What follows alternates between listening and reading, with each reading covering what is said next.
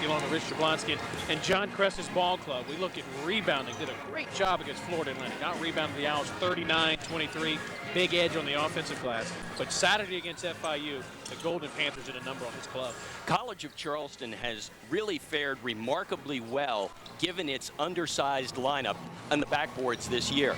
Earlier in the season, the Cougars did very, very well. They continued it through the middle part of the season, but in recent games, most notably the last three, they've struggled a little bit on the backboards. They've actually been out-rebounded 2 of the last 3 games, once by Campbell and once by Florida International, and this is one of the things that John Kress is looking to clear up, to iron out tonight against Wofford. You know, John Kress touched on this during the interview. He talked about his defense, scoring defense, second in the nation. And he's always said, Rich, that defense is in the hip pocket of his team each and every night. Well, maybe Saturday afternoon it was hanging out just a bit because it wasn't there. 74 points is a lot, especially for this team. Yeah, 74 is a lot for College of Charleston to give up. In fairness, Florida International is a high-scoring team. They average routinely in the mid-80s. So College of Charleston held Florida International below its average, just not far enough below the average, and the key again was rebounding. Florida International got a ton of second shots. They converted a bunch of them, and that ultimately proved to be the difference in the ball game. Who does John look to, Rich, in this situation for leadership?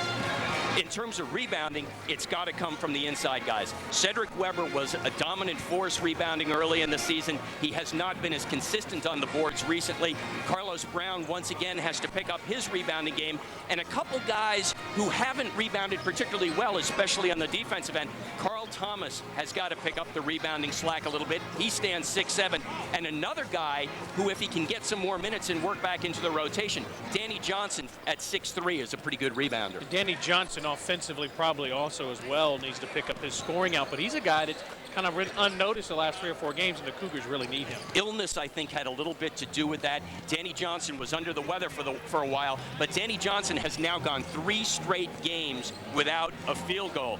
And because of that, partially because of that, and partially for the illness factors, he's not in the lineup, he's not getting the minutes. And the lack of that big guy in the backcourt, the 6'3" presence in the backcourt, has really had a negative effect on College of Charleston. Jermel President, we have seen him, especially in recent games, really pick up himself on the offensive end, hitting big threes. Defensively, he is really getting into it. Well, I have to give Jermel President a lot of credit because he was challenged to bring his game up, and that's exactly what he did. He essentially has knocked Danny Johnson out of the starting lineup with some very good play. And Jermel President has scored in double figures in the last 6 games, so he's been contributing on the offensive end, and he's capable of being a good, quick defensive player. Unfortunately, he and Shane McCravey both stand about 5'11", so they give up some inches in the backcourt. Now, the bad news, the Cougars will not, well, the bad news is they lose Saturday. The good news is they are done on the road this year, unless, of course, there's postseason play. But we have 3 regular season games to end the year, and then we'll have at least 1 game in the tag tournament. Rich, as they give us tonight's starting lineups, you'll go through them as well with the PA announcer, Bill Moore. Well, we'll take a look at Wofford College first. The Terriers, coming in with a 7-17 record, are coached by Richard Johnson. One of the forwards is going to be a 6'4" senior, Alfred Forbes, who averages 11.8 points a game. He's a slasher, driver, good rebounder. The other forward position, Starzy Walker, 6'3" sophomore, averages 5.6 points a game. A swingman type, either a guard or a forward. The center will be the senior, McCarthy Crenshaw, 6'8", 220, averages 2.9 points a game. At one guard position, it will be the forward Ian Chadwick, one of the top freshmen in the Southern Conference, averaging 11.6 points a game. And with him in the backcourt, Donald Davis, a 6-foot junior, averaging 6.8 points per game, and the primary playmaker for the Wofford College Terriers. 7-17, 5-8 in the SoCon. Next year we'll play them twice, in Spartanburg and here in Charleston, but of course we'll be conference members. And Wofford's really going through a tough period of time now because they're going through what College of Charleston has gone through in the past. They are not eligible to participate in the Southern Conference tournament, and that's a tough road for Wofford to get through. We certainly know the troubles that we went through. We were fortunate. It's a pretty good ball club that got to postseason.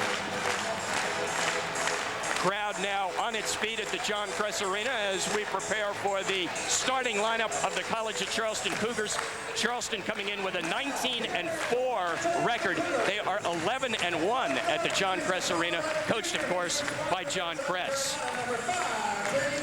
Starting in the backcourt will be Shane McCravey, 5'11 junior from Spartanburg, primary playmaker for the Cougars. And joining him in the backcourt, we spoke about him at some length, Jermel President, 5'11 junior from Charleston. 6 straight double-figure scoring games for Jermel President. Starting center, he's undersized, 6'6 and 200, but he leads him in scoring and rebounding, Cedric Weber. Joining him at the forward positions are Carlos Brown, 6'5 junior from Charlotte, North Carolina, averaging 10.3 points a game, only Cougar to start all 23 games, and Carl Thomas, the 6'7 junior from Tampa, who averages 11.1 points per game. I guess if you'd have told John Kress before the year started his club was 19-4 and needing only 1 win for a conference championship, he probably would have taken it. He would have taken it and run. Zach Brewster tonight will perform the national anthem. Ladies and gentlemen, We are about set for tonight's tip-off. For Zach Brewster, this is a real delight. This guy's an excellent singer. Cougars and the Terriers about set to get underway for what's going to be a pretty good crowd despite the weather here at the John Kress Arena. Oh, say, can you see by the dawn's early light what so proudly we hailed at the twilight's last gleaming, whose broad strides and bright stars through the perilous fight. Oh, the ramparts we watched were so gallantly streaming, and the rockets ringing out the bursting in air gave proof through the night that our flag was still there. Oh, say does that star-spangled banner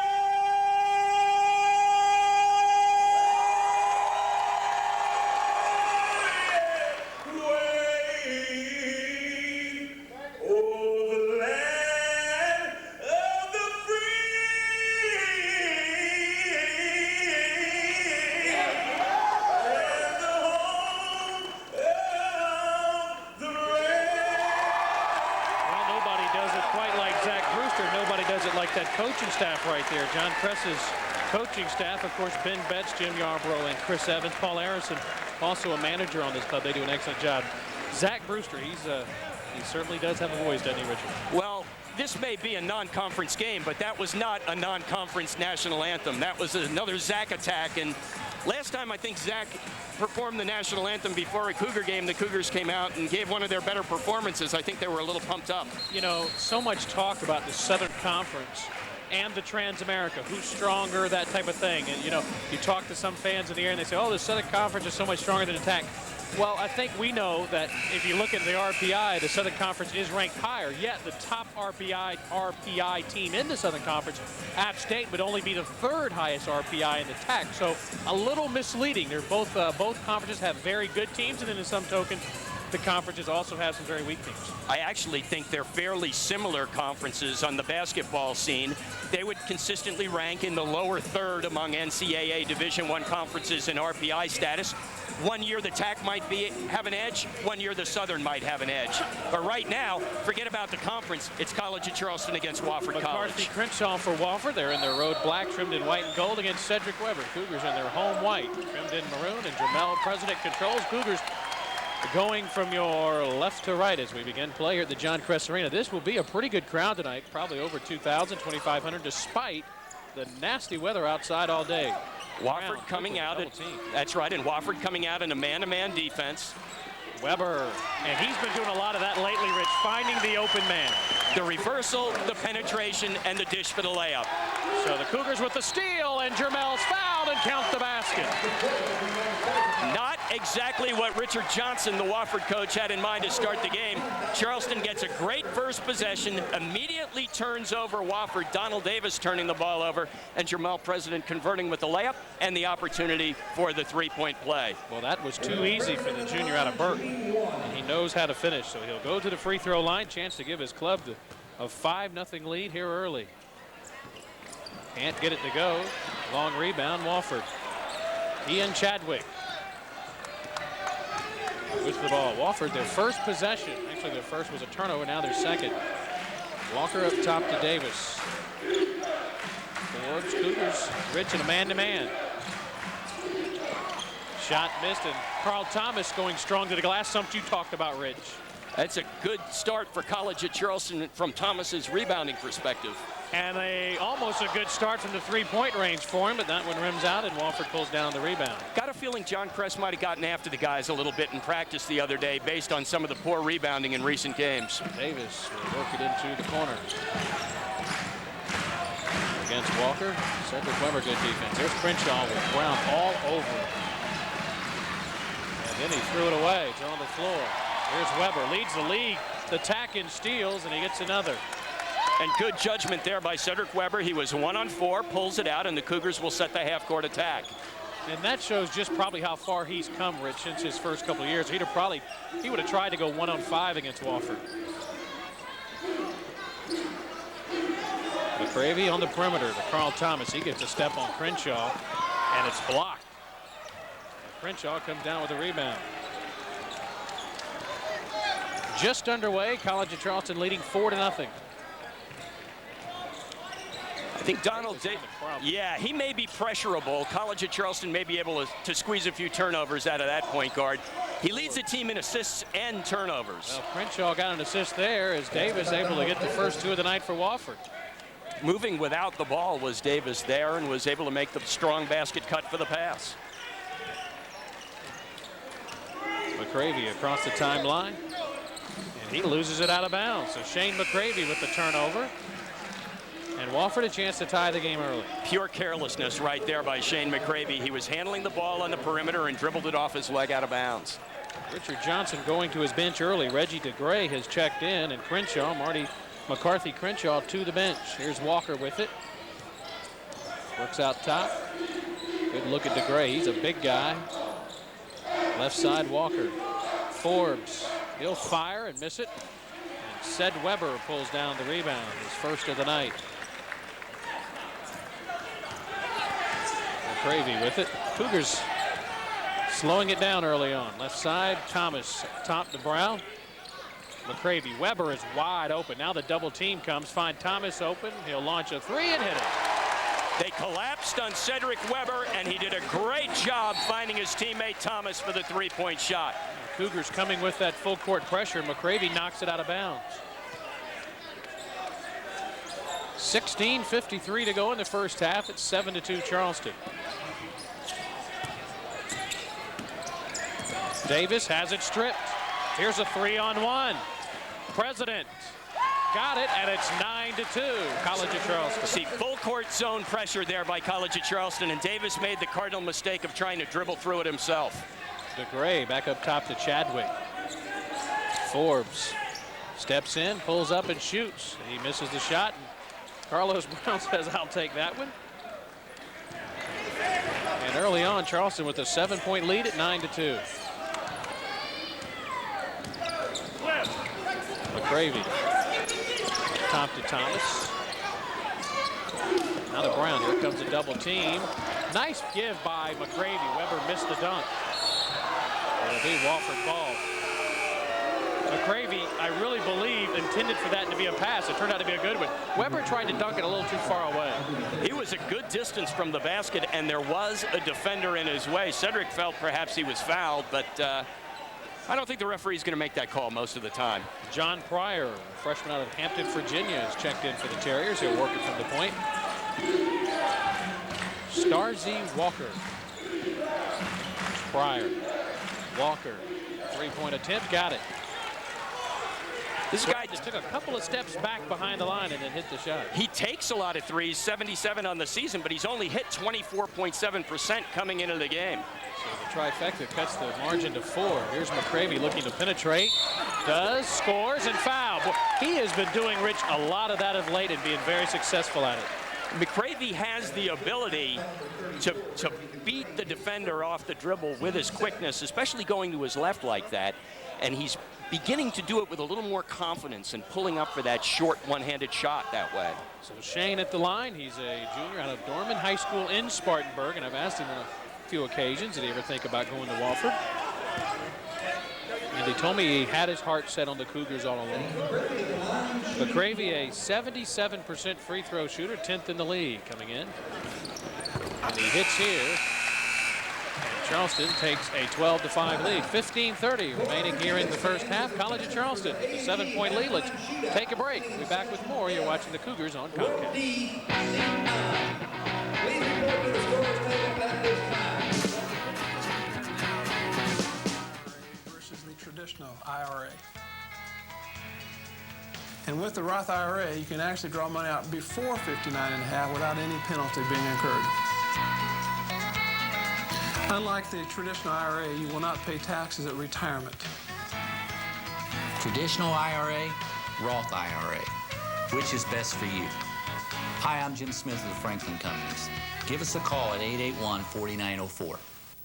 There are as many reasons to complete college as there are families, careers, and dreams.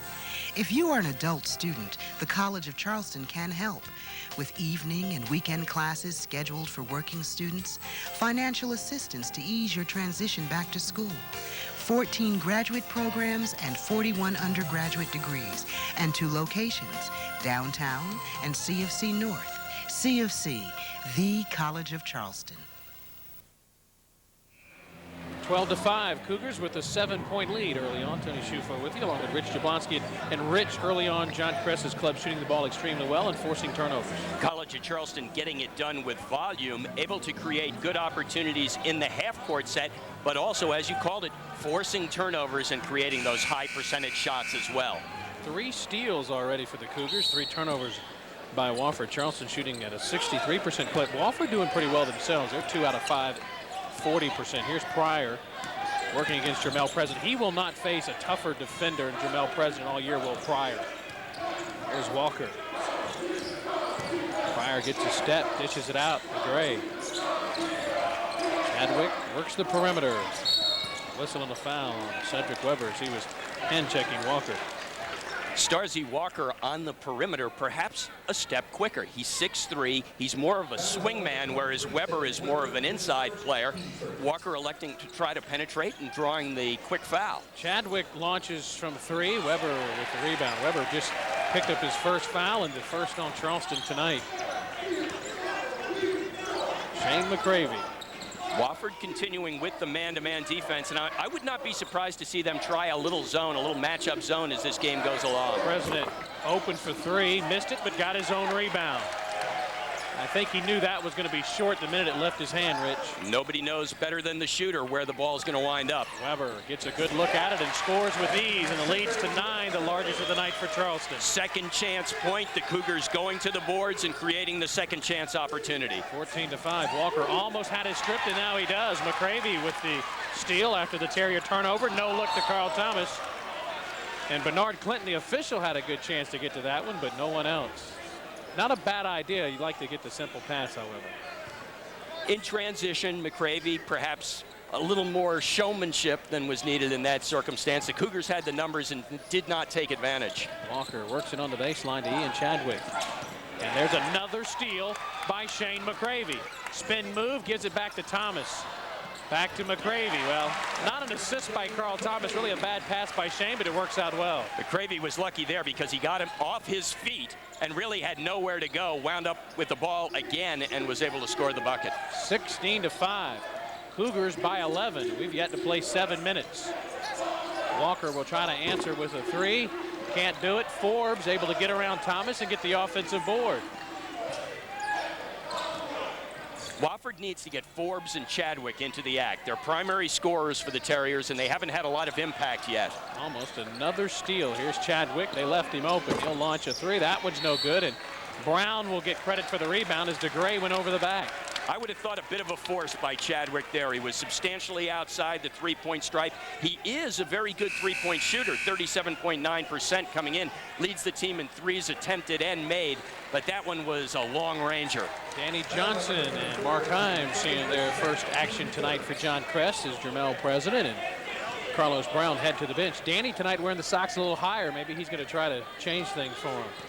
And another fellow on the floor, a familiar face to Charleston basketball fans, Bishop Ravenel on the floor for Wofford College, wearing uniform number 24, a Porter Gowd alumnus. Had an excellent career at Porter Gowd. Here's Himes. McCravey to Thomas. Count it. Boy, the Cougars are really moving well without the ball, Rich. What's happening is Wofford tends to really double team on penetration, and it leaves players open. The Cougars are a good passing team. McCravey almost got his third steal. Instead, Pryor comes up with it. Chadwick launches a three. It's no good. Ravenel tipping and coming down with his first rebound ever at the John Crest Arena. Of course, he'll play here 3 more times throughout his career. And Weber gets the steal. Cougars looking to run. Cedric is fouled from behind. Also getting into the game for Wofford, Terrential White, an excellent baseball prospect, a guy who has all the tools I know on the baseball field. Young man who's here as a freshman playing on the basketball team as well. Lots of low country connections for Wofford College. Terrential White from Holly Hill Roberts, where they had a dynamite basketball program. See Cedric Weber here, not aware of the player approaching him from behind. Ball stripped away, foul called. Forbes with his first foul. 4 fouls on Wofford. Here's the lob, and Ravenel and Wofford was waiting on it. Good defense that time by Bishop. And with 12:15 to go in the half, the Cougars leading by 13. It'll be Wofford ball. Boy, that was an explosive move by Davis, but good defense once he got to the rim. Simply Here's could not Himes finish. to Weber, and he knows how to do that. One end, the Terriers don't finish on a layup. On the other end, Cedric Weber finishes with authority. Here's Davis to Forbes. Now Walker. Davis has his 3 attempt blocked, or was it a pass? We'll never know. Shot is missed by White, and another rebound for Charleston. Here's Danny Johnson. I think a couple Cougars out on the floor are tired right now, including Cedric Weber. I would not be surprised to see some substitutions post-haste. Here's a near steal, but McCravey comes back with it. And as soon as you said that, Rich, John Crest got 3 fresh legs off the bench, and there's a foul by Ravenel. He got beat off the dribble by Thomas. And we will see some fresh faces for College of Charleston. Carlos Brown, Derico White, and Jermel President on the floor. 11:18 to go in the first half. There's a timeout on the floor. Cougars leading by 15. Back with more on Comcast.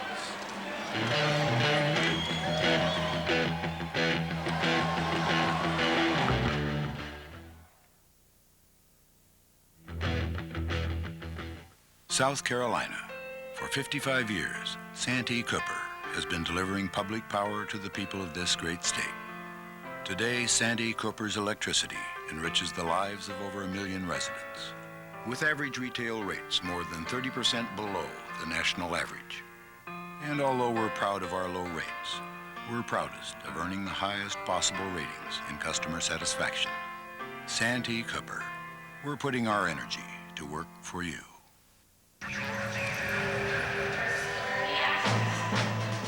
Introducing the new 1998 Lexus LS 400. Redesigned with sleeker lines, richer amenities, and with a far more potent 290 horsepower engine, it's now one of the fastest luxury sedans in its class.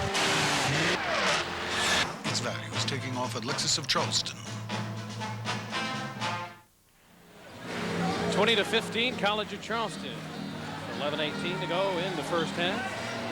And Himes finding a wide open Cedric Weber for the dunk. Rich, second half against FIU, we didn't shoot the ball well and we didn't defend well, but with John Kress's team has done very well early on in this game. They've reversed a number of key statistics, shooting one of them, defensive rebounding another. They're doing a much better job on the defensive boards this evening than they did against FIU. Brown double teamed on the baseline, finds Himes, goes up and scores. Probably got fouled on the play, but no call, and it's 22-5. Bishop Ravenel across the timeline. And Wofford throws it away. It will be the 7th turnover in the first 10 minutes of this game. Actually, 9 minutes of this game against the Terriers. You get a pretty good idea how this game is going from the shooting statistics. Charleston 10 of 14, 71.4% from the floor. Wofford 2 of 11. That's 18.2% from the floor. Jermel President from the point. Cougars facing a zone for the first time tonight. Up top to Himes and inside to Brown. Almost lost it.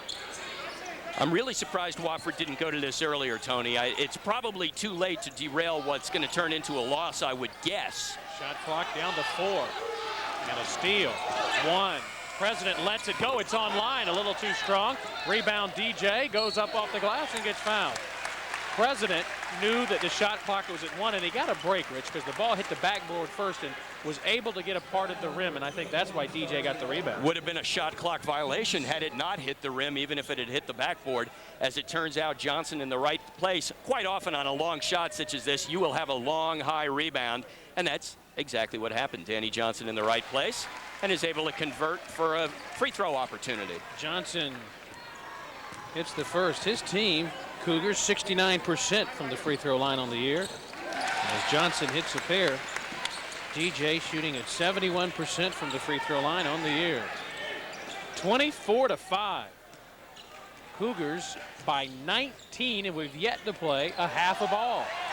A half of a half. Here's Dwight with the steal, and he lost control of it, going for the dunk.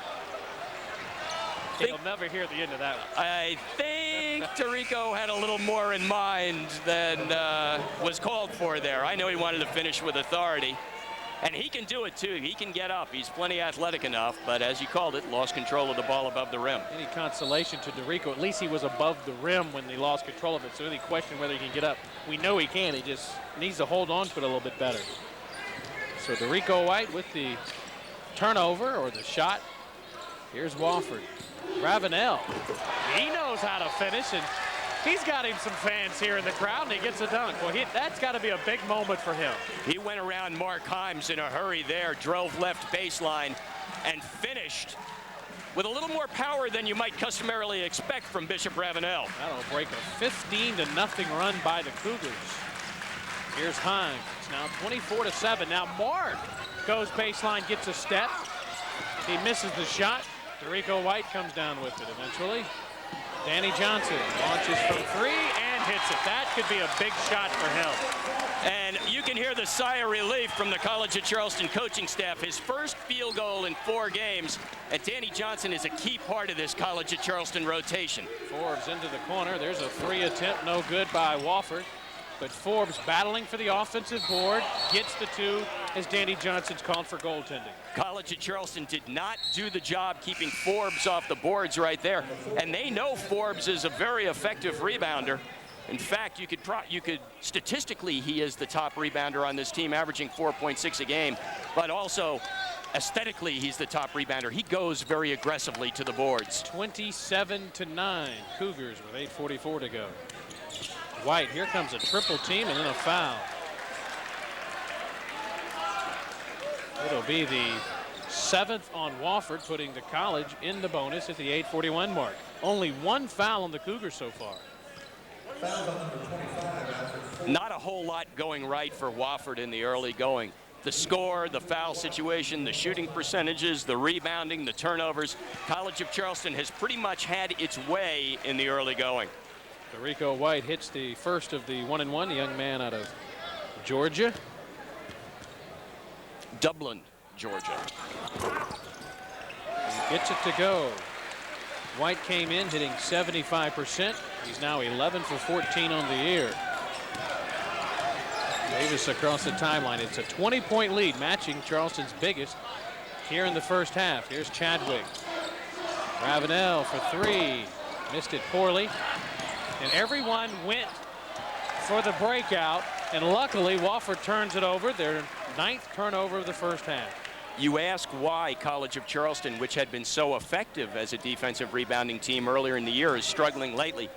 One of the reasons is the guys have not necessarily been as conscientious as they should be about going to the boards as a group. Johnson coming off a screen has it on the left wing. Jermel President, boy, he is ultra quick, and he scores there and is fouled and will go to the line. He has a first step, Rich, that equals some of the best in the country. That is an old-timey College of Charleston set play off of the UCLA series where President fakes one way, steps back for the pass from the wing, and then has the option to shoot or drive, and he just blew by Wofford's defense right there. 31-9, a 22-point lead for the Cougars at the 8-minute mark here of the first half. I say old-timey because I'm going back to 1981 now, and I can remember College of Charleston running that play in 1981, and I'm sure they ran it before that, back as early as 79. Well, it worked in. Why stop now? It's 32-9 as we go under 8 minutes to go. Ravenel looking to go baseline. Here's Davis out to Crenshaw. He launches a three. It's blocked. Himes fouled. He'll go to the line. 9 fouls for Wofford here in the first half. Wofford's just out of sync on the offensive end, and when you get into that situation where you're turning the ball over, you're losing confidence, you're not shooting well, you see there a big man taking a three-point shot, Himes ultimately drawing the foul. First on Crenshaw, probably not a bad foul because Brown was headed the other way with a wide open look at the basket. 1-and-1 for Himes. He hits the first. He's the captain on this team, a senior out of Irmo, and Rich, he'll be playing his final regular season game here Saturday night. Himes, an excellent free throw shooter, 78%. He hits a pair. We've got a timeout. It's been all Cougars to this point, 34-9, a 25-point lead with 7:49 to go in the first half. We'll take a break and be back with more. You're watching the Cougars on Comcast.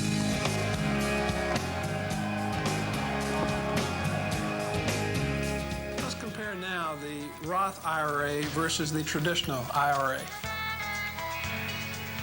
And with the Roth IRA, you can actually draw money out before 59.5 without any penalty being incurred. Unlike the traditional IRA, you will not pay taxes at retirement. Traditional IRA, Roth IRA. Which is best for you? Hi, I'm Jim Smith of the Franklin Companies. Give us a call at 881-4904. The sun rises. Records are shattered. Hearts are broken. Heroes are made. Dreams become realities. The sun sets. Just another day in the 1998 Olympic Winter Games, the ultimate daytime drama on TNT.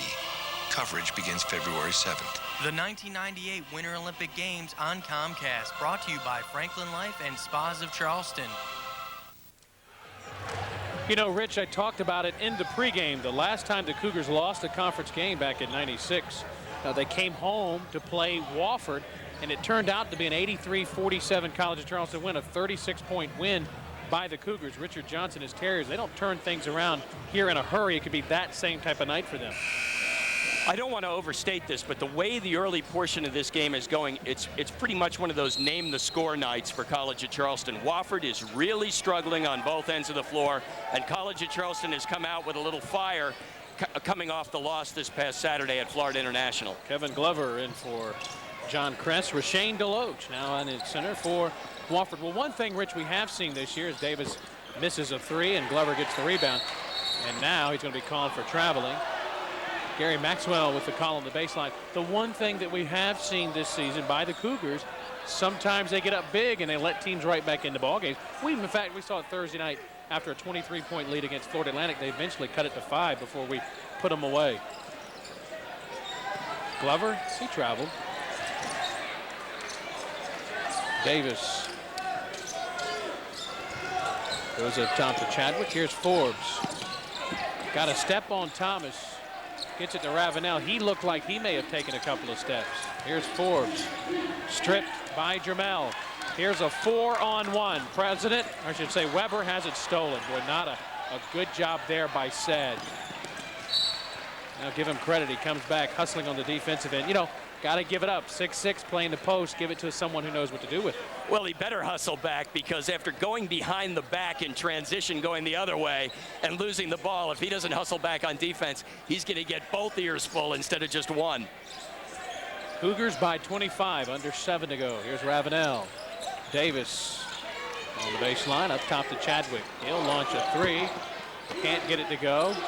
There's Ravenel getting the rebound, and he's fouled on the play, a non-shooting foul. It'll only be the second on Charleston in the first half. You know, one of the things that College of Charleston has done very well this year is defend against three-point shooters. And Ian Chadwick really struggling. He's a very good three-point shooter, but he's struggling in the early going of this game for Wofford. One reason is Charleston forces him out. Another reason is they contest the shots. Ravenel went up strong. Some incentive for him tonight. Local product out of Portugal School. Here he is against Weber. Missed the shot, in fact, an air ball, and Carl Thomas gets the rebound. Thomas looks to be going a little stronger to the glass tonight as well. You think John Kress might have had a few words with him? I think Carl might have heard that it was time to do a little more defensive rebounding. Here's Danny Johnson. Glover kicks it out. McCravey open. And a whistle and a foul is going to be called. Let's see who it's on. It's on Deloach. It'll be the 10th on Wofford, and Kevin Glover, the young man out of Macon, Georgia, will go to the free throw line, Rich, and shoot a pair of free throws. And Richard Johnson, the Wofford coach, giving the officials an earful. Gary Maxwell and David Dodge complaining about this call. Let's take a look. Well, no question. Oh, Deloach with a push and Glover with a shot right back. Yeah, he fouled him, did Deloach, but Glover certainly retaliated and should not have. That could have been a double foul very easily. Or even a technical on Glover. He misses the free throw coming in, just a 59% free throw shooter. This is a young man who has improved his game, though, a lot throughout the course of this year. And a player who has gradually worked his way into the rotation. Hasn't had a lot of minutes in recent games. College of Charleston could use him to step up in the stretch run. Misses 2 free throws on this end. Wofford with the ball. Here's Chadwick. Kicks it out. And gets it right back. Shot clock under 20. Chadwick finds a lane to the basket, has it stripped by McCravey. Another steal by Shane. Here's Thomas getting loose with the easy 2, and it's 36-9. 22nd timeout. Richard Johnson, 36-9. That gives me time to tell you, folks, the 1998 Stingray Golf Classic to benefit Leukemia Society of America, and also presented by the Outback Steakhouse, is a golf tournament on Tuesday, February 24th, 1998, 10:30 at Dunes West. And I hope I choose my clubs as well as Danny Johnson chose a target right there. He found Carl Thomas in transition, and Thomas with the strong finish. Again, the golf tournament coming up on at Dunes West on Tuesday, February 24th. For information, how to get involved, you can contact the South Carolina Stingrays at 744-2248. It's a good cause and a very good golf tournament. Here's a good look at Richard Johnson. Well, also the Reach for the Stars auction here at the College of Charleston on March 7th. Tickets still remain for that. Going to be a lot of fun here at the Silcox Gymnasium. That is right next to the John Kress Arena. So some events to think about. For more information on the Reach for the Stars auction, call the College of Charleston at 953-5556. President reaches in and gets called for the foul. I suspect that one of the things that Richard Johnson has complained about to the officials this evening is the College of Charleston has been aggressive with the handwork on the perimeter, tipping the ball away, and Wofford finally gets a call. Cougars in this game already with 9 steals. Pryor, good pump fake, got President in the air, won't go. Rebound is on the floor, knocked out of bounds. It will remain Terrier basketball. Players flying around there looking for the loose ball after the shot. Cougars as a team come into this game averaging 11.1 steals a contest. That's second in the league. FIU is leading the conference, averaging 11.2. In fact, only a 2 steal difference tonight. Charleston already with 9. Chadwick fouled as he went strong to the hoop, and Wofford 15 minutes into this game, Rich, and they're looking to get into double figures. It's 36-9. Charleston has stymied some teams with its defense earlier this season. Here's an example of the defense breaking down as Chadwick able to drive. The help too late and the foul committed. What I was going to say is Charleston is the type of defensive team that can make even a veteran, accomplished offensive team struggle. Well, Wofford is not a veteran team.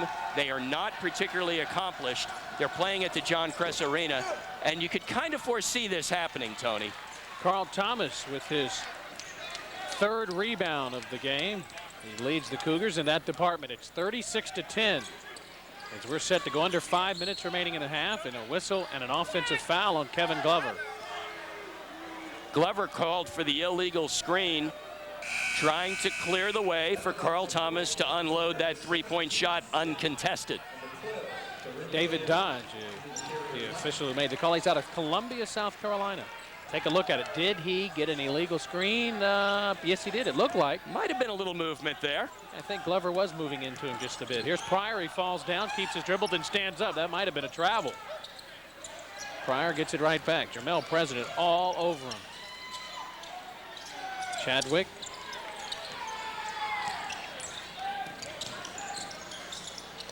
Up top to Terenthio White. He gets a step on Weber. Dishes it off. There's a wide open look for Wofford, and it finds the bottom of the basket for Alfred Forbes. And finally, Wofford able to break down the defense and do a little scoring. The key was Terenthio White with the dribble penetration and then the smart dish. It is 36-12, and a whistle and a technical foul is going to be called on Cedric Weber, I believe. We're going to go the other way. Let's see who it's on. And now Weber is following the official over to the scores table. The technical foul is called on number 20, Jermel President. It's on Jermel President and not Cedric Weber. And now John Kress having a few words with Gary Maxwell, the official. So I can only wonder what that is all about. No doubt it was away from the ball, and now Jermel President getting the 20 questions from John Kress. Chadwick, good free throw shooter, and of course misses the first of the technical free throw opportunities. I need to apologize to Cedric Weber. I saw the official point what looked like his direction, but of course it was not him, Jermel President. And in this situation, it looks like Weber was trying to be a peacemaker with the official and try to get some kind of explanation, because it's like almost like a balk in baseball. You just want to find out what you did wrong and not do it again. A lot of times, however, with the technical, you know what you did. Something may have been said. Something may have been said to an official or to an opposing player. You never really know. Inbounds right in front of us. It's now 36-13. Wofford on a mini run of their own. They've outscored Charleston 4-0. Might not sound like a lot, but they were down 36-9 at one point. Here's Forbes trying to get a step on Thomas. Goes up top to Chadwick. He loses control but regains. Shot clock under 10. Forbes penetrates, has it stripped, out of bounds. It'll be Cougar basketball, and that time Charleston really turned up the intensity on the defensive end. Perhaps the technical foul, the call made, was another little spur to the College of Charleston, and they certainly did turn it up. 36-13 Cougars, timeout on the floor. We'll return to the Kress Arena. You're watching the Cougars on Comcast.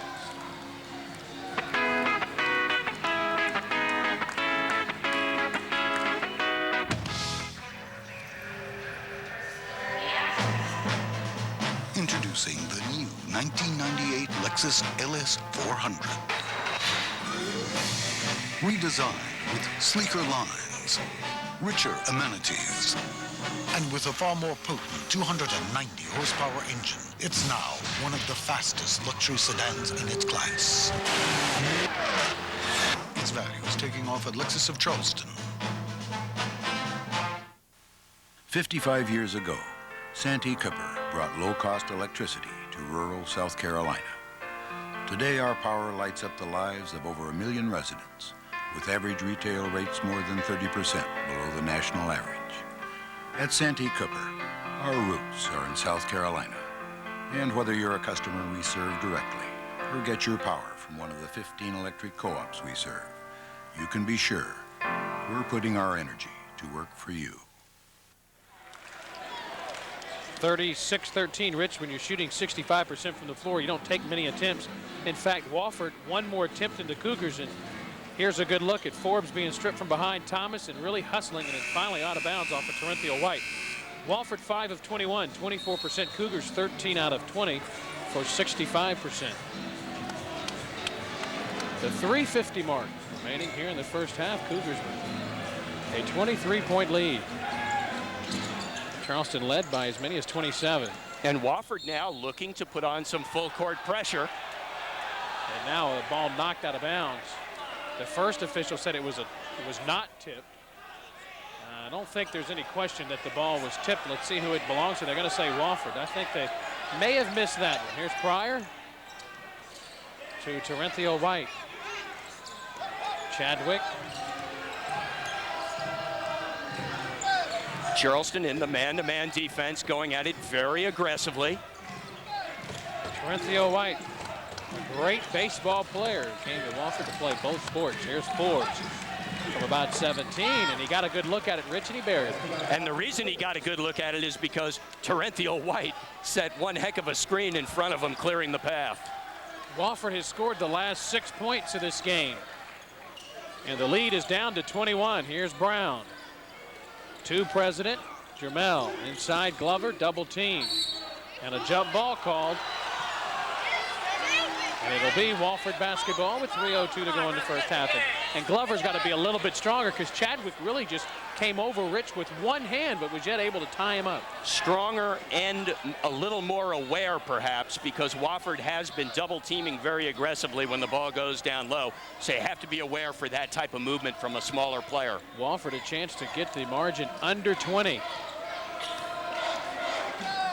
Here's Pryor going baseline, and a rejection by Glover.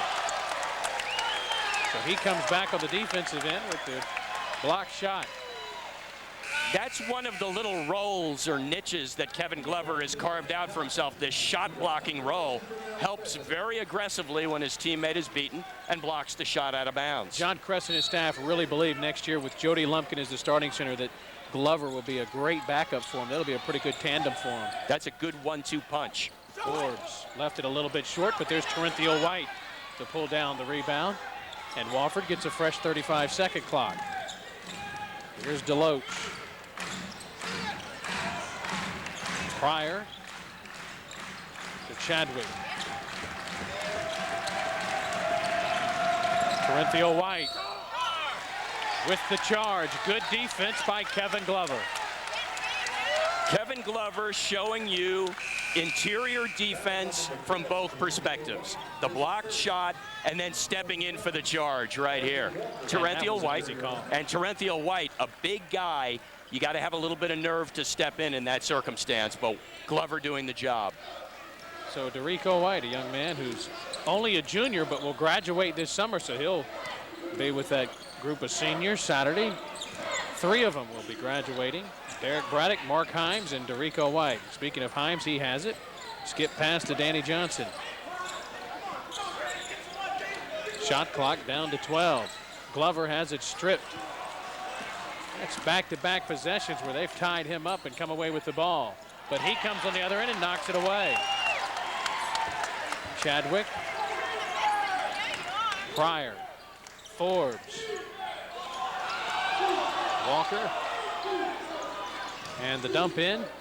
And a block by Brown. Cougars not doing it on the offensive end, but certainly on the defensive end. Himes, no look to Carlos Brown. Nice play. The block on the defensive end by Carlos Brown, and then the finish by Carlos Brown on the offensive end. 38-14, and almost another turnover by Wofford. It was off the hands of Carlos Brown. And John Kress wants a 20-second timeout to get Carl Thomas in for the final 114. See the pass inside here, knocked away by Kevin Glover. Kevin Glover very active on the defensive end. We've seen him block shots, we've seen him tip passes, we've seen him step in for a charge. And that's the type of presence Kevin Glover has to have. He is not a proven weapon on the offensive end. He has to make his impact on the defensive end and on the boards. College of Charleston lead at 23 at 38-15, and here's the block by Carlos Brown.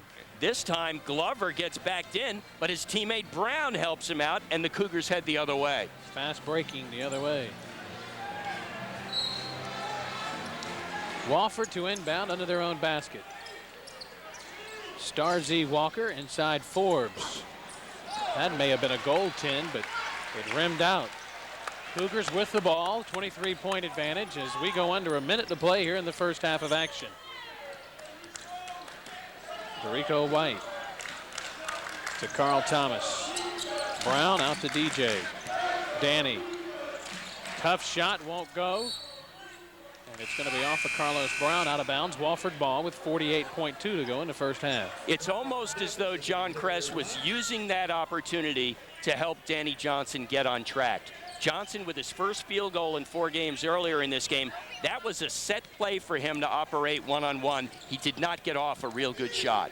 Davis to Ian Chadwick. He'll launch a long three. Crenshaw with the rebound. Ian Chadwick to this point not having a night to remember. Dorico White almost came up with another steal. 13 turnovers in the first half for Wofford. The Cougars with the high number of themselves, Rich. We have 9 here in the first half. Some of that because College of Charleston has been in transition mode, occasionally with the wrong guy handling the ball. John Kress talking to the officials. He did not want the shot clock to reset, but they're explaining to him that Chadwick did hit the rim with his three, and then there was a loose ball scramble. So the shot clock off, 30.7 seconds to go in the half. Davis missed it, but Crenshaw with the follow, and it's 38-17. College of Charleston will hold for the final shot of the first half. It's been all Cougars here in half number 1. They lead right now by 21. In this situation recently, they've gotten the ball to Jermel President and let him operate, but I think it's going to be Carl Thomas this time around. Thomas getting a step on Crenshaw. Johnson wide open, missed the three. Brown with the putback at the buzzer, it won't go. And the first half is over. The Cougars with a couple of pretty good looks at it, but at the break, they have a 21-point lead, 38-17.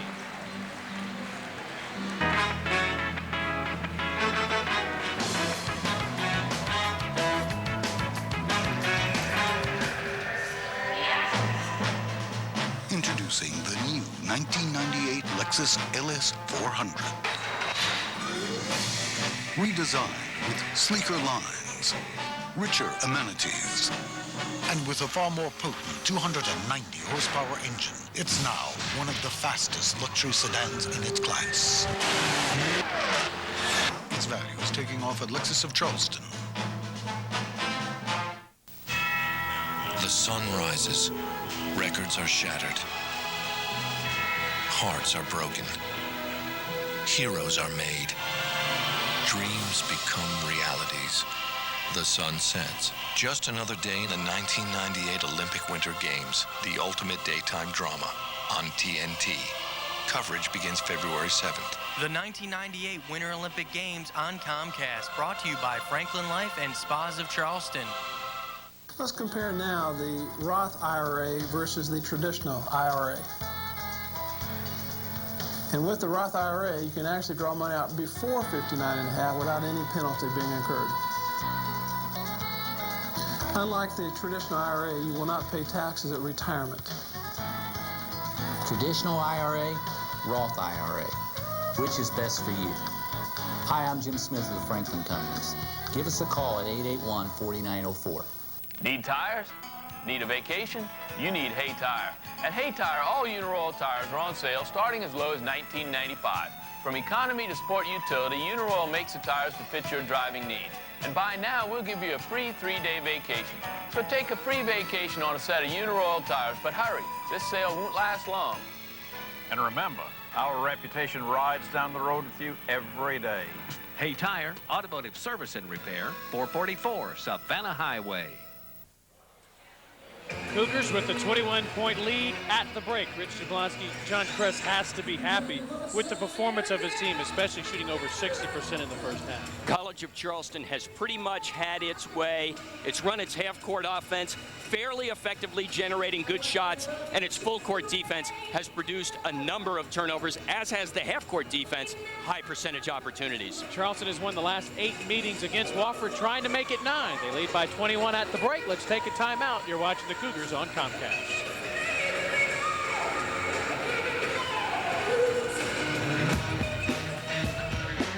"55 years ago, Santee Cooper brought low-cost electricity to rural South Carolina. Today, our power lights up the lives of over 1 million residents, with average retail rates more than 30% below the national average.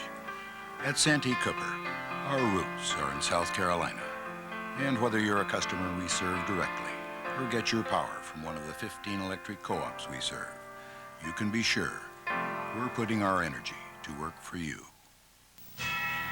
The sun rises. Records are shattered. Hearts are broken. Heroes are made. Dreams become realities.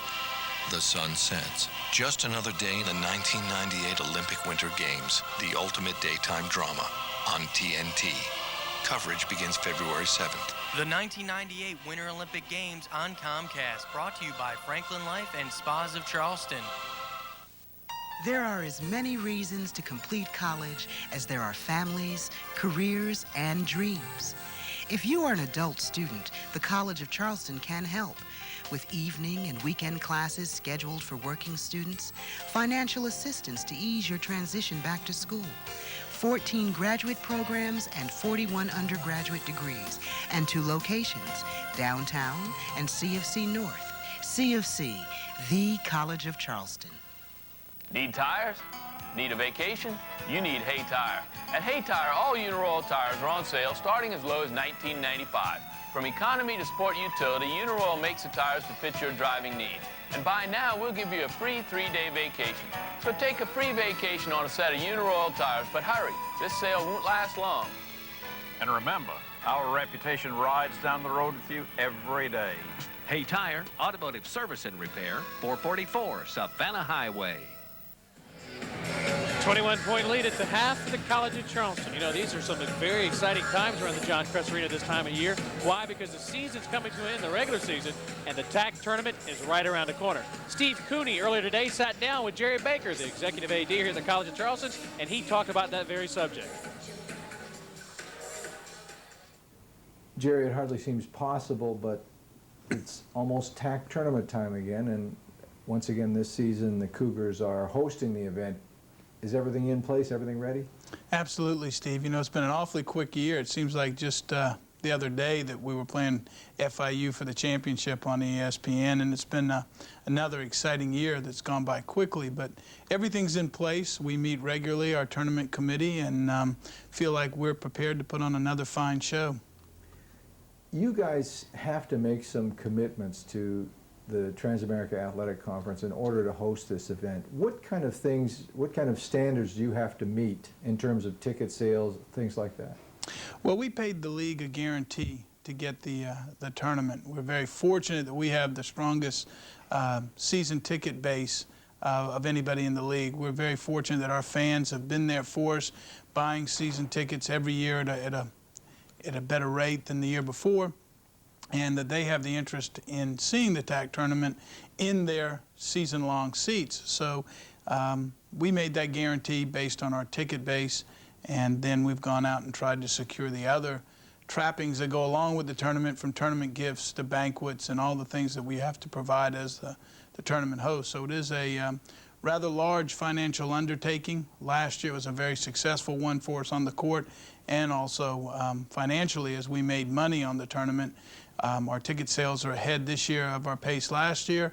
So again, we hope for it to be a financial success as well as a success on the court. Speaking of success on the court, it looks like this year the Cougar fans will have something to concern themselves with, because I think in the past they thought it was almost going to be an automatic for the Cougars to win. Maybe not so this year with the Cougars having lost a conference game and having probably 2 or 3 teams in the conference that are capable of winning. Well, I think last year, unfairly, a lot of our fans just thought it was going to be a cakewalk. We in the athletic department and the coaching staff didn't feel that way going in. I think that's one of the reasons why Coach Kress is so successful, is never taking anything for granted. But we did go 16-0 last year. Obviously, we can't do that this year. There are some fine teams in the league, which I think will make it a more interesting and attractive tournament going in. There are teams that justifiably so feel like they have a chance to beat us. We should be going in as the #1 seed and the heavy favorite again, but that means nothing until they roll out the balls and see what the final score is. For ticket information, where do people call? Who do they talk to? You want to call our ticket office. Tickets are available. They are going at a little better rate, as I said earlier, than last year. But tickets are available still.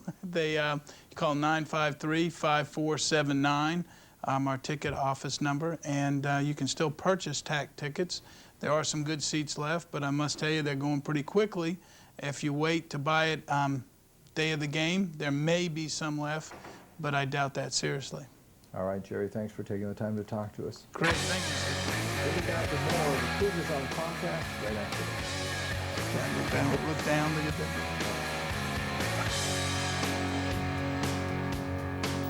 Let's compare now the Roth IRA versus the traditional IRA. And with the Roth IRA, you can actually draw money out before 59.5 without any penalty being incurred. Unlike the traditional IRA, you will not pay taxes at retirement. Traditional IRA, Roth IRA. Which is best for you? Hi, I'm Jim Smith of the Franklin Companies. Give us a call at 881-4904.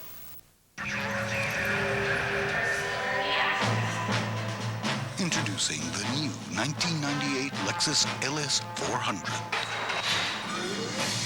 Redesigned with sleeker lines, richer amenities, and with a far more potent 290 horsepower engine, it's now one of the fastest luxury sedans in its class. Its value is taking off at Lexus of Charleston. There are as many reasons to complete college as there are families, careers, and dreams. If you are an adult student, the College of Charleston can help with evening and weekend classes scheduled for working students, financial assistance to ease your transition back to school, 14 graduate programs and 41 undergraduate degrees, and 2 locations, downtown and CFC North. CFC, the College of Charleston. If you think of substance abuse as a dead end, it probably is. But think of it as an illness, and there's hope. At Roper North Treatment Center, we offer today's most advanced therapies to treat the illness of drug abuse and alcoholism. Proven, effective, confidential. Here there's hope for your family, hope for your job and your future. Just what you'd expect from the Health Alliance Low Country families have relied on for generations. Roper North Treatment Center. Let's take the first step together. 38-17, I'm out of breath. Kind of like these dancers here at halftime. The Southern Strut Rich. Kind of some of the same moves we saw by the Cougars, both on the defense and offensive end here in the first half. There's certainly a lot of transition going on out there, and College of Charleston took advantage of transition significantly in the first half, creating high percentage opportunities with pressure defense both in the full court and the half court setting, and that contributed to the 21-point margin. Yeah, John Kress got to be very pleased with the first half for his Cougars, but he knows his team has given up leads this season, so they got to come out and play with the same intensity here in half number 2. Let's take another timeout, and when we come back, we'll take a look at some of the first half numbers. Cougars by 21. You're watching the Cougars on Comcast.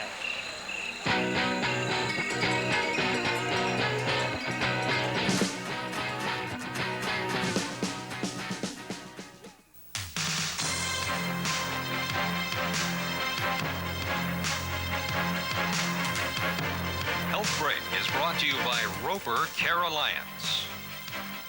1 out of every 4 people are habitual snorers. Snoring more frequently affects men and those who are overweight. Dr. Stuart Owens discusses causes of snoring. As the air column goes through the nose, the only tissue in the back of the throat that's not fixed is the soft palate, the uvula, and the tongue base. And so as you breathe through your nose at night, the one part of the airway that is not really fixed to structural things is a soft tissue. And so it acts sort of as a baffle as air comes in, and as it rolls over the baffle, what the spouse hears is noise or snoring. Prior to treatment, a patient should be evaluated at a sleep lab in order to rule out sleep apnea. In some cases, snoring can be stopped through an outpatient laser procedure called layup. And the back of the throat is numbed up with some spray and then some local anesthetic.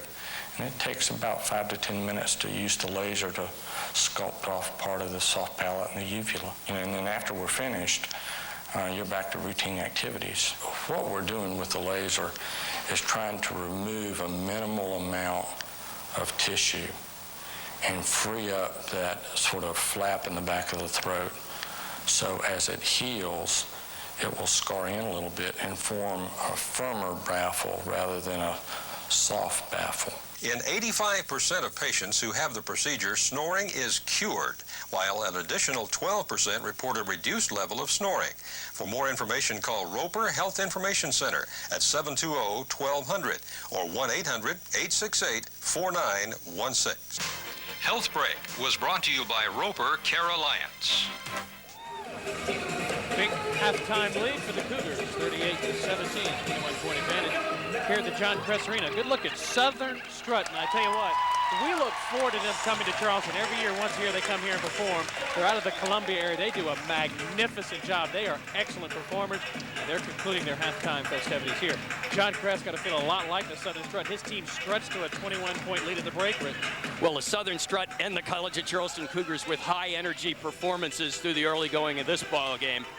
You can take a look at the statistics. College of Charleston, 58% field goal percentage, only 24 for Wofford, a testimony to College of Charleston's defensive effort in the half-court setting.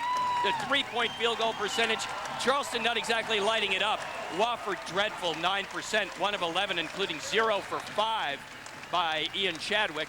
17 rebounds apiece for the team. Turnovers, Charleston forced Wofford into 13. College of Charleston committed 9. Not exactly a statistic, 9 turnovers that John Kress would like, but the 13 turnovers by Wofford are a real plus. Cougars coming off a second half at FIU where they only 7 for 24 from the field, 29%, 58 here in the first half. Cougars by 21. Let's take our final break, and when we come back, we'll have the second half for you. You're watching the Cougars on Comcast.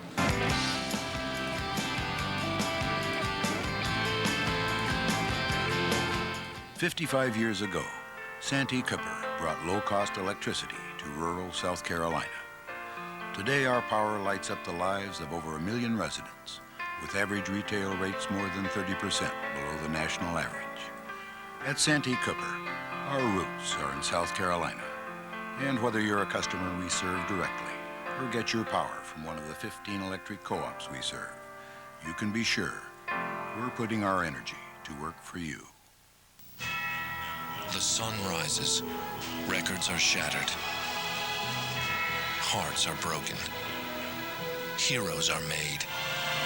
Dreams become realities. The sun sets. Just another day in the 1998 Olympic Winter Games, the ultimate daytime drama on TNT. Coverage begins February 7th. The 1998 Winter Olympic Games on Comcast, brought to you by Franklin Life and Spas of Charleston. There are as many reasons to complete college as there are families, careers, and dreams. If you are an adult student, the College of Charleston can help. With evening and weekend classes scheduled for working students, financial assistance to ease your transition back to school, 14 graduate programs and 41 undergraduate degrees, and 2 locations, downtown and CFC North. CFC, the College of Charleston. Need tires? Need a vacation? You need Hay Tire. At Hay Tire, all Uniroyal tires are on sale starting as low as $19.95. From economy to sport utility, Uniroyal makes the tires to fit your driving needs. And buy now, we'll give you a free 3-day vacation. So take a free vacation on a set of Uniroyal tires, but hurry, this sale won't last long. And remember, our reputation rides down the road with you every day. Hay Tire, automotive service and repair, 444 Savannah Highway. A year from now, this game will be a conference game for the Cougars. Tonight, a non-conference affair. Charleston by 21 over Wofford. Of course, the Cougars will move to the Southern Conference, but in the time being, Charleston still needing still have a magic number of 1 for the conference championship. Any win by the Cougars or loss by Florida International, equaling 1, of course, will give Charleston their unprecedented 5th consecutive title. John Kress, all he's worried about is getting career win number 461 tonight, Rich. He's got his Cougars taking care of business tonight. I think this team, I hesitate to say they came out on a mission. It's a non-conference game. Okay, it's not a game that you historically would really get sky high for. But coming off the loss at Florida International, there were concerns about rebounding. There were some concerns about effort. There were some concerns about focus. Some individual players like Danny Johnson needed to get back on track. And some of those things are happening tonight. The first half has definitely been a get-well Cougars first half at the John Kress Arena.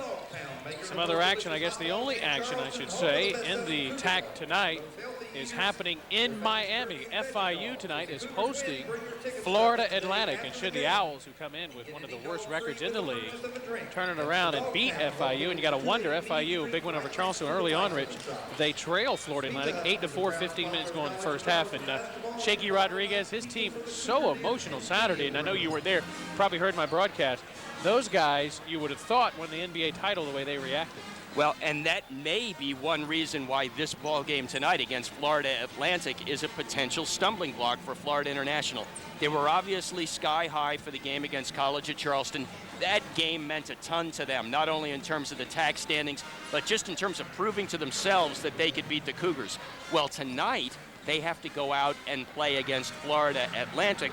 Florida Atlantic is not eligible for the TAC postseason tournament. For them, this is kind of like a conference championship game. They have an opportunity late in the season to play Florida International and make their mark on the standings. And, you know, the early going, yeah, it looks good. But Florida International is very tough on that court. And I'd be surprised if Florida Atlantic got out of there with a W. Yeah, I would too. They've won now 13 in a row in that building, one of the longest home court winning streaks in the nation. They're in the top 25 in that category. Here, Cougars leading 38-17. John Kress calling his members of his team over. It'll be Cougar ball to start the second half. A quick chat with his team before we start the second half. Cougars tonight, Rich, with the win, will win 20 games again this year. It will be for the 5th consecutive time they will do so. It'll be 14 out of the last 18 years that a John Kress team has won 20. And should we get to the 23 win mark, it'll be 14 out of the last 18 with 23 wins or more. Well, interesting point. 14 out of 18 that they've won at least 20. Of those other 4 seasons, they won 19, 3 of those seasons. Yes, they did. In fact, they did. The only off season, I guess you would say, John Kress's first year back in 1979, 17-11, then my first year here in 90-91, right as we made the transition to Division I, we were 15-12, and we talked about this season prior to it beginning, and you said maybe one of those 15 and 12 years like we saw. And so that's why I tell a lot of people, and I truly believe this may be John Kress's best coaching effort, or certainly one of the. And you know what? The players deserve a lot of credit too, because a lot of guys have stepped up and filled different types of roles for this team. Charleston with the ball, Wofford showing press. A press, I should say. The Cougars break it rather easily. McCravey has it. The final 20 minutes from the John Kress Arena. Chadwick kicks it. Cougars will get a fresh 35. Well, you're College at Charleston. You're up 21. What you're trying to do is continue playing a good, solid brand of basketball, preparing for those upcoming games Thursday and Saturday. There's a 3 by Jermel. Won't go. Carlos Brown over Forbes for the rebound, literally. Weber misses the 15-footer, and that may have been offensive goaltending there by Reggie DeGray, but no call. And I guess that's equalized because Brown probably went over the back of the Wofford defender. Here's Ravenel. Has his shot blocked. Here's a 3-on-2. Carlos Brown to Thomas. Can't get it to go, and Ravenel gets the rebound. Charleston with a couple of pretty good looks early, Rich, in the second half. Not going. Forbes turns it over. Thomas with the steal. Carl Thomas, Shane McCravey launching a 3 and hitting. So Shane McCravey says, enough of this. Let's get a couple of points here to start the second half. Spartanburg native likes to have big games against this team. And in transition, had a wide open look at a 3. Here's Chadwick. Over to Forbes. McCravey now with 8 points in this game. foul going to be called on Shane McCravey. McCravey with 4 steals, Rich, in the first half. He did an excellent job creating turnovers. He pressurized the backcourt. He was one of several Cougars who effectively pressurized this Wofford backcourt, forcing turnovers and converting with some layups on the other end. McCravey's first 2 double-figure scoring games of his career came against Wofford. Here's DeGray. Nice, strong drive to the basket, and it's 41-19, College of Charleston. Cougars against the Southern Conference, Rich, the last 8 years, 13 times they've played a SoCon team. Of course, most of them coming against the Citadel. But Charleston has been impressive, Rich. They are 11-2 against the SoCon. Of course, one of those losses against the Citadel this year, and then 3 years ago, a loss at Chattanooga by 2. Here's a long jumper by Thomas, no good. And Chadwick with the rebound. In fact, Charleston's 2 losses in the Southern Conference have been by a grand total of 3 points over the last 8 years. Chadwick, nice baseline move. Chadwick creates problems for a defender because he is a good 3-point shooter, first half statistics notwithstanding. You have to play him for the shot. He's able to beat you quite often with the drive and that type of penetration move. Here's McCravey looking to penetrate. They just open the door wide open. He gets his 10th point of the night, and the lead's back to 22 at 43-21. That was one of those thank you very much shots by Shane McCravey. It was like, everybody backed off. Okay, thank you very much. I'll take that one. Pryor with it. Here's a 2, Chadwick. A lot of this crowd, Rich, that was here when they left for halftime to go to the concession stand or wherever they went, decided to go home. Long rebound. Wofford has it. Pryor, got President in the air. Now to Bishop Ravenel. Foul on the College of Charleston. Ravenel loves that left baseline. We've seen him go there all night long. Bishop Ravenel has actually been one of the better players on the floor, I would say, for Wofford in this ballgame. He's been very aggressive. He's been trying to make things happen. He hasn't made a lot of shots fall, but he's created some problems for the Cougars, putting the ball on the floor and looking to penetrate. Well, he gets a pass inside here, gets his shot blocked, gets his own rebound, however, and gets the 2 points, and it's 43-23. He could be a pretty good Southern Conference player.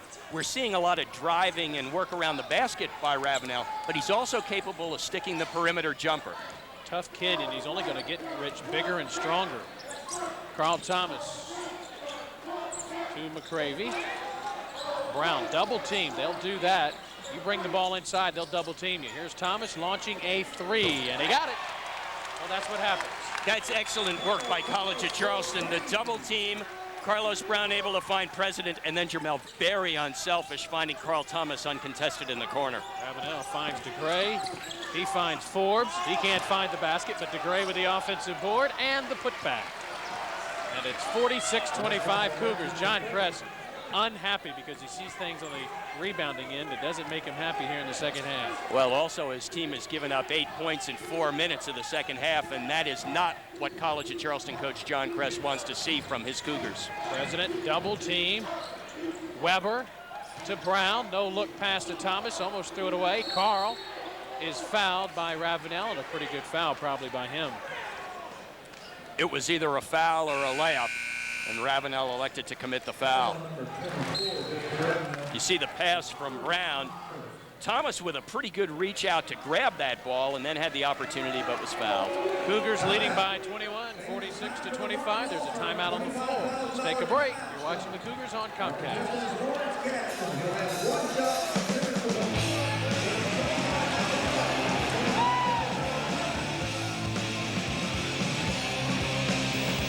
Tires? Need a vacation? You need Hay Tire. At Hay Tire, all Uniroyal tires are on sale starting as low as $19.95. From economy to sport utility, Uniroyal makes the tires to fit your driving needs. And by now, we'll give you a free 3-day vacation. So take a free vacation on a set of Uniroyal tires, but hurry, this sale won't last long. And remember, our reputation rides down the road with you every day. Hay Tire, automotive service and repair, 444 Savannah Highway. There are as many reasons to complete college as there are families, careers, and dreams. If you are an adult student, the College of Charleston can help. With evening and weekend classes scheduled for working students, financial assistance to ease your transition back to school, 14 graduate programs, and 41 undergraduate degrees, and 2 locations, downtown and CFC North. CFC, the College of Charleston. 46-25, Cougars with the same margin that they led by at the break. And here's Carl Thomas, and the young man out of Western Kentucky can hit the wide open 3. He's nearly a 35% three-point shooter coming into this ball game. That is certainly part of his offensive repertoire. It'll be Cougar basketball with 15:52 to go in the game. Shane McCravey. You see Wofford really double teaming, and they almost get a turnover out of it. McCravey to Carlos Brown, and now President left open for 3, and he hits it. Well, if you're going to do that, someone's going to be open, and Jermel makes him pay. I'm not sure how good a strategy that is for Wofford. I'll explain in a moment. To Gray, came up short on the bank shot. Here's Jermel down the lane, and he threw it away. That was a tough pass into Carlos Brown. In transition, looking to make things happen. Reason why I say that may not be that good a strategy is College of Charleston has a lot of guys who can pass the ball. When the ball goes into the pivot, you're not exactly throwing it into a 7-footer who doesn't toss the ball back out. You're throwing it into guys who will pitch the ball back out, and the Cougars have guys who can spot up on the perimeter and nail the 3. Starzy Walker over to Terenthio White. Chadwick, he's wide open for 3, and he hits it, and it's 49-28. And both Chadwick and Richard Johnson, the Wofford coach, probably saying, where's that been all night long? It has been a long, dry spell for Ian Chadwick from the three-point stripe. Here's McCravey. Crowd tonight, just over 3,000. Most, though, have headed for the exits. Thomas has it knocked away. This crowd was bigger in the first half, but a lot of people, Rich, went to the concession stands at halftime and said, we've seen enough. It's messy outside. We'll go home and watch it on Comcast. And one who has not headed to the exit, His Honor, Mayor Joseph Riley Jr. of Charleston. A lot of talk about him and the Cougars. There's a 3 by President, getting together to possibly build a new arena. We'll find out in the near future how that all happens. And in the meantime, Cougars building the lead back to 24, but a foul by Carlos Brown. College of Charleston in the 2-2-1 zone press. Wofford throwing over, Brown looking to intercept the long pass, got there a step late and committed the foul.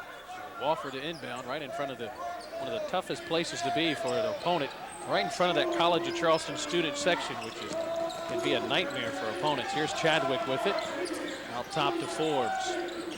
This is the second trip to the Low Country this year for Wofford. They played down here earlier this year against the Citadel, a game in which they lost by 5. 3, no good. In fact, they had the ball late, down by 1 or 2. I was talking to the SID before the game. The lob to Weber not there. Back outside to McCravey. Jermel. Back to Shane. He got it. Shane McCravey with 13. The open 3-pointer. And a foul as soon as it went through the hoop. Let's see who it's on. Carlos Brown. But to finish my story, very good game at McAllister Fieldhouse. Wofford had a chance to win, but the Citadel pulled it out. Those two will meet again in the last regular season game of the year. Speaking of Mayor Joe Riley, there he is. Sitting right behind the president, Judge Alex Sanders, just to the lower right-hand portion of your screen. Judge Alex Sanders, the president here at the college. And those two trying to team up and find the Cougars a new home somewhere in the neighborhood of about 6,500 seats. This place here is nice. It was a great NAIA facility, Rich, but we both know the College of Charleston needs a big-time facility. Chadwick. Forbes comes off a screen and gets a great look, and he nails it. It's 55-30. Cougars by 25. McCravey, Jermel got a step, gets it to Weber. Now Himes to Shane McCravey. And I guess if you're going to jump and not have anywhere to go to, might as well throw it at the opponent's forehead and get the ball out of bounds, right? Got a little break right there. Shane McCravey caught betwixt and between there, and he bounced it right off the noggin of Starzy Walker. Boy, that can really smart. Get hit right off the nose.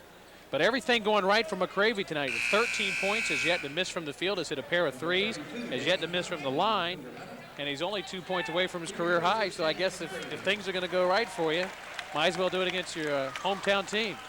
And he's going to take a moment and catch his breath on the sideline for College of Charleston. Cougars with a new backcourt. Himes to Jermel. Danny Johnson, young man out of Morganton, North Carolina, transferred from Clemson.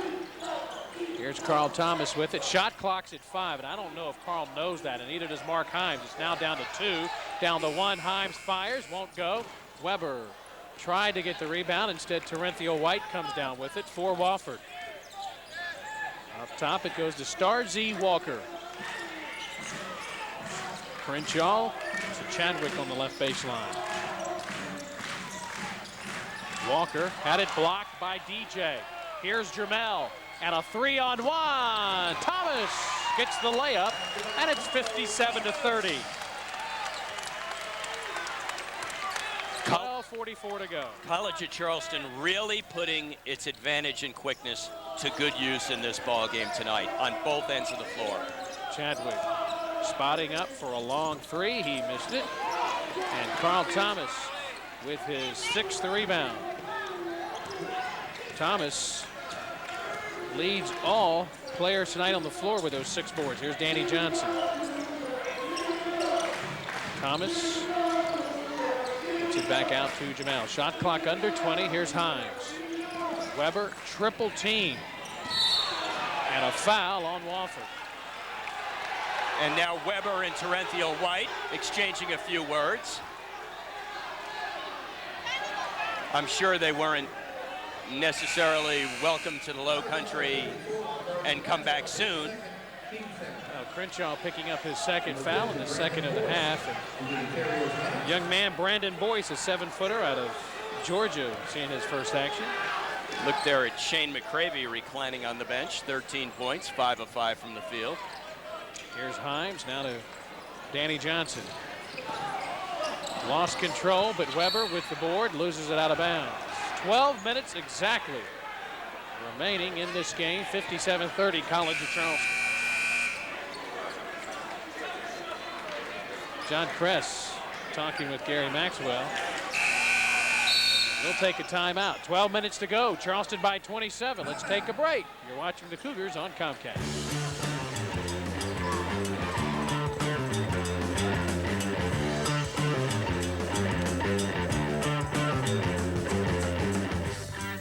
Need tires? Need a vacation? You need Hay Tire. At Hay Tire, all Uniroyal tires are on sale starting as low as $19.95. From economy to sport utility, Uniroyal makes the tires to fit your driving needs. And buy now, we'll give you a free 3-day vacation. So take a free vacation on a set of Uniroyal tires, but hurry, this sale won't last long. And remember, our reputation rides down the road with you every day. Hay Tire, automotive service and repair, 444 Savannah Highway. If you think of substance abuse as a dead end, it probably is. But think of it as an illness, and there's hope. At Roper North Treatment Center, we offer today's most advanced therapies to treat the illness of drug abuse and alcoholism. Proven, effective, confidential. Here there's hope for your family, hope for your job and your future. Just what you'd expect from the Health Alliance Low Country families have relied on for generations. Roper North Treatment Center. Let's take the first step together.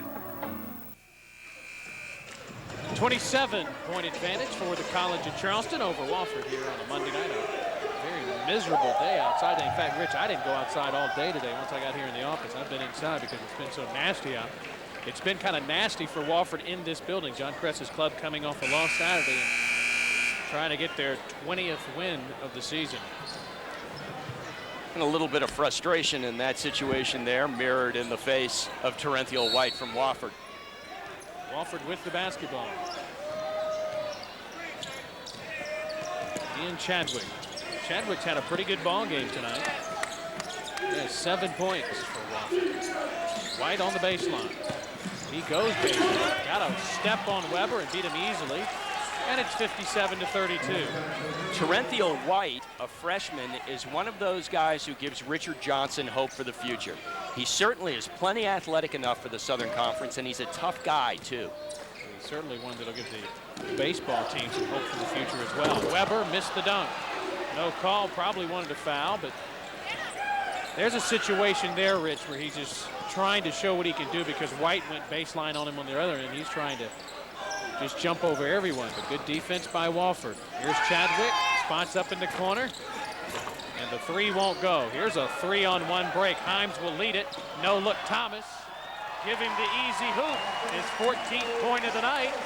As we go under 11 minutes to go, it's 59-32. Chadwick with it again. Cougars 10 minutes and change away from win number 20 on the year. They won 19 of their previous 23. Ravenel cut off this time by Carl Thomas. Boyce has it, 7-footer, and he scores. There's another fellow, a 7-foot freshman. I mean, you have to like some of the young guys that Richard Johnson has collected for Wofford. So Boyce is on the board. Here's Jamel President. Here's Weber. Double team. Out to Thomas. Now Himes. Launching a three. And boy, he has done that more often than not this year when he's taken that shot, Rich. Not known as a perimeter shooter at all, but he's buried a few threes this season. I think he's now 3 for 6 from three-point range this season as Mark Himes. There's a steal, but Boyce comes back with it, then loses it again. Danny Johnson. Out the President. Pulls up, 10-footer, got it.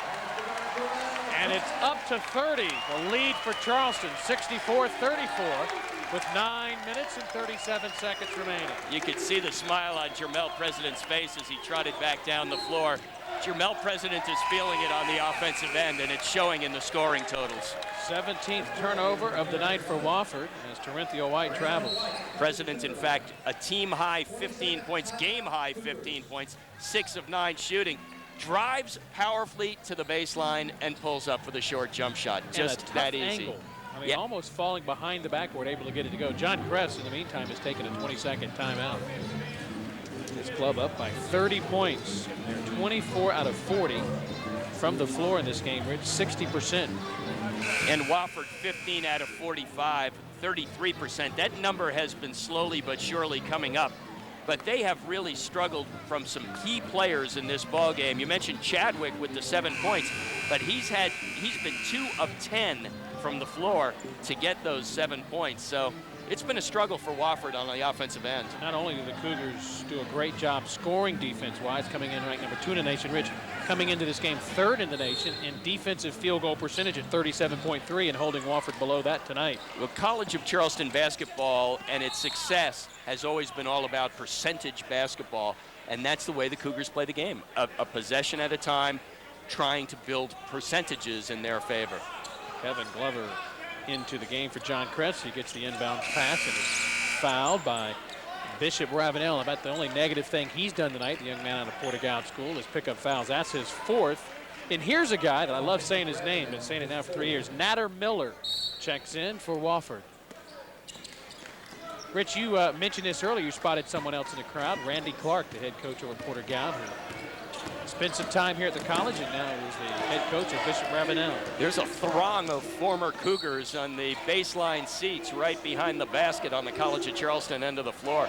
Randy Clark, the coach at Porter-Gaud, and of course at Bishop Ravenel. One of his assistants, John Pearson, a former player at College of Charleston, as was Randy Clark. Brendan McGee, a former coach at College of Charleston. There's the lob to Johnson, and he jams it home. And it's a 32-point lead, the largest of the night for the Cougars. And the gang on the baseline got a good look at a lob for a dunk right there. Welcome back, Danny Johnson. Thank goodness he's beginning to get on track on the offensive end. Adam Miller, young man who can hit the three. He burned us a couple of years ago down there with some long outside shots. Good Gray. There's Miller. And the one person we left in that tandem down there, Roland Cruikshank, who played on that 94 team that went to the NCAA tournament, had one really good span of minutes in his career that came in a big game here against the Citadel in a 2-point win. Well, you talk about wins of College of Charleston against the Southern Conference, and he was largely responsible for one of them. Chadwick had to shoot the long three. Shot clock was down to 2. Charleston with a 32-point lead. They've almost doubled up the score by Wofford. It's 66-34 with 8 minutes and change to go in the game. Here's Glover. Danny Johnson now. Gets a step on Forbes and is fouled and will go to the line. And I think what it's showing now is maybe just too much athleticism, Rich. Well, again, the same set play as we saw in the first half, run for Danny Johnson, where the ball is reversed through the post. I wonder if we've seen the last of Jermel tonight. Fine night, 6 for 9, 15 points. Well, Danny Johnson stepping in for Jermel, President. That's a pretty good rotation in the two-guard position for College of Charleston, especially if Johnson can get his game back on track. Danny hits the free throw. It's 67 to 34. I think for those of you who like to stay around after the game and listen to our post game, that Jermel, President, might make a pretty good player of the game from a College of Charleston perspective. So Charleston now with a 34-point lead, and I mentioned our last loss. First the lob to Danny Johnson, and athletically, leaping ability-wise, he's the best on our team, and he shows it right there. Charleston's last conference loss came back in February of '96. They returned home the next game, home game I should say, and played Wofford and won by 36. Tonight they are up by 34 after losing in the conference, and they have the ball. 7:59 to go. There's timeout on the floor. Let's take it with them. 68-34 Cougars. We're watching the Cougars on Comcast.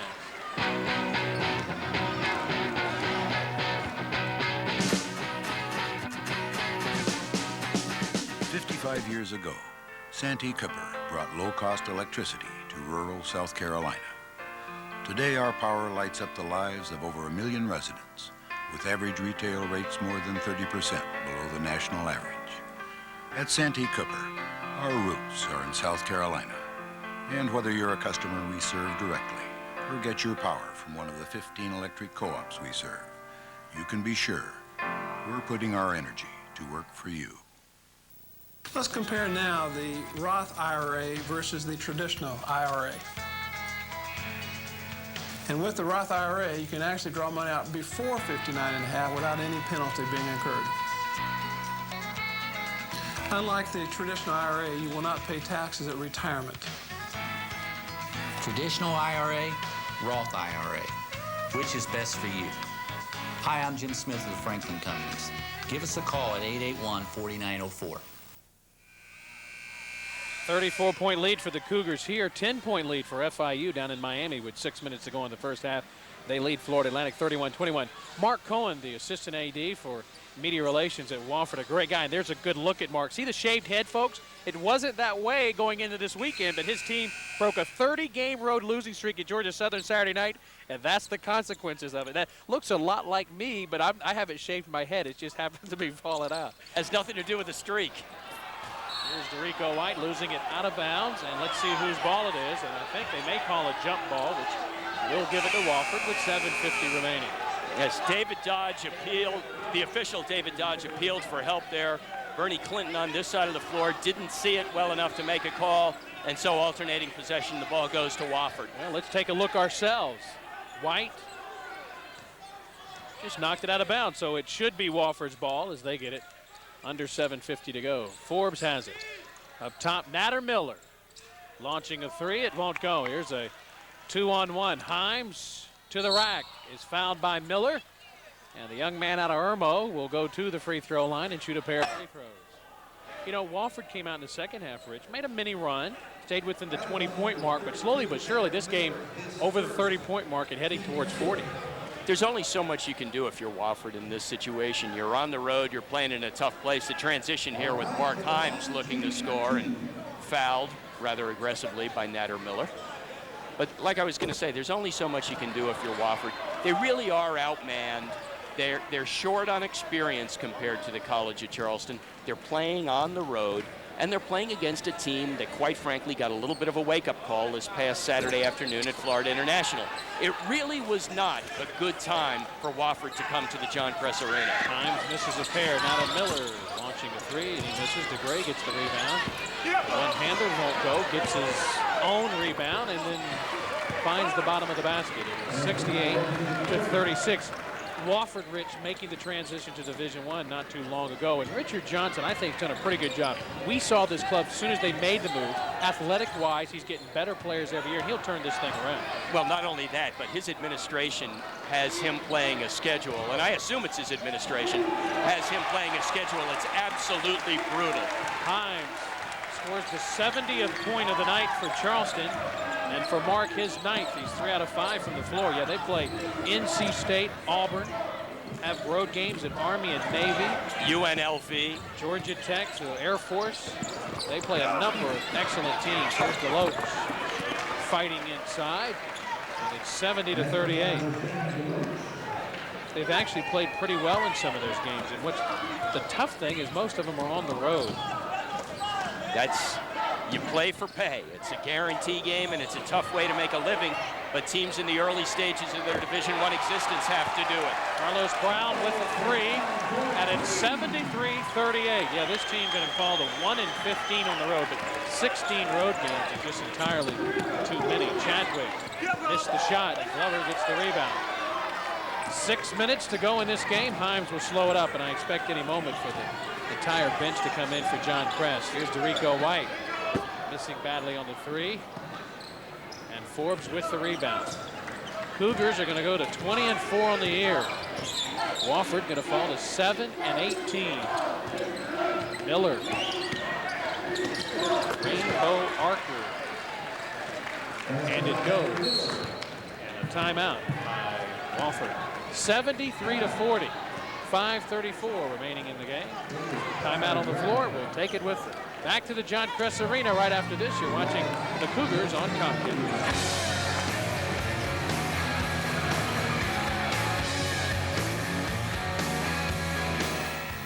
The sun rises. Records are shattered. Hearts are broken. Heroes are made. Dreams become realities. The sun sets. Just another day in the 1998 Olympic Winter Games, the ultimate daytime drama on TNT. Coverage begins February 7th. The 1998 Winter Olympic Games on Comcast, brought to you by Franklin Life and Spas of Charleston.